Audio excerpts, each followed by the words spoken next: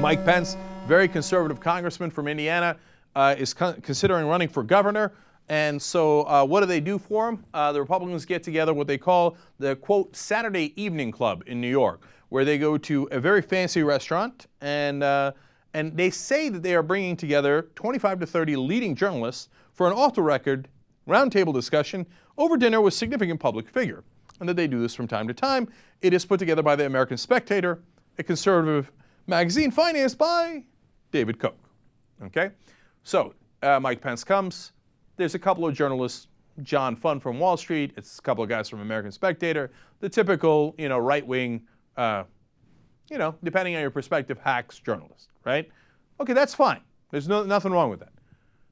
They're a fifth of the people that showed up.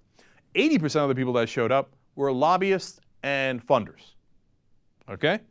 So this is how the game is played. First of all, he sits on the one side. On his left is the head of the American Spectator for Pence. On the right-hand side, you know who's sitting next to him? David Koch. He says, Mike, this is how we're going to do this. Okay? Who else is there? Well, you know who Pence brought? He brought his fundraiser, Lisa Spies, and she's also the director of his political action committee, his chief counsel, Josh Pitcock, and GOP pollster Kellyanne Conway. Now, if you're just talking to journalists, what is your fundraiser doing there? What's your director of campaign doing there? What are they doing there, right? They say this is not a fundraiser at all because technically, because of the laws in Indiana, Mike Pence cannot be raising funds now. So he is not raising funds at that dinner. The funds will come in later, okay? Who else is there? Grover Norquist, President for Americans for Tax Reform.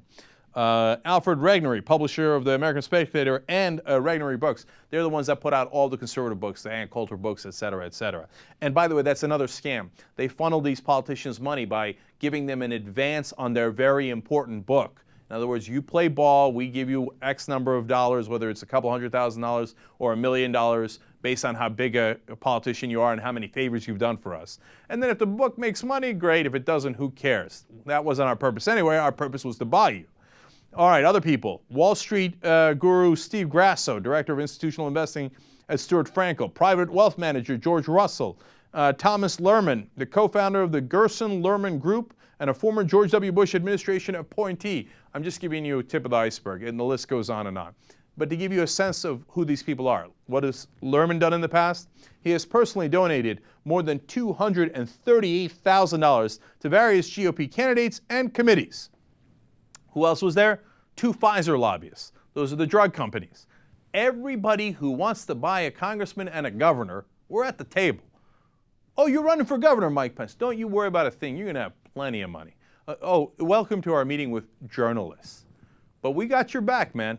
You get our back, we get your back. 1, that is how politics is played in Washington now. That's it. Number 2, that is the entire Republican Party.